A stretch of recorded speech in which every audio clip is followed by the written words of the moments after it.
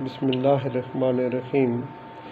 میرے پیارو، جناب رسول اللہ صلی اللہ علیہ وسلم کے وصال مبارک کے بعد سیدنا صدیق اکبر رضی اللہ تعالیٰ عنہ نے جو سب سے پہلے خروج فرمایا اس کے دو سبب تھے۔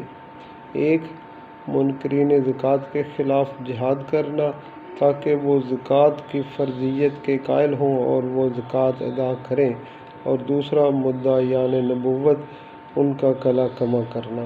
اس کے لیے انہوں نے اپنے سارے وسائل جھونک دیے۔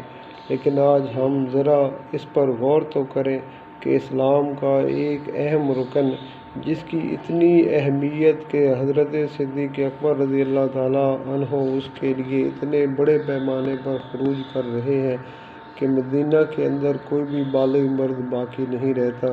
کیا ہم زکوٰۃ کو اسی طرح فرض سمجھتے ہیں اور اپنی زندگی میں اسے لاگو کرتے ہیں؟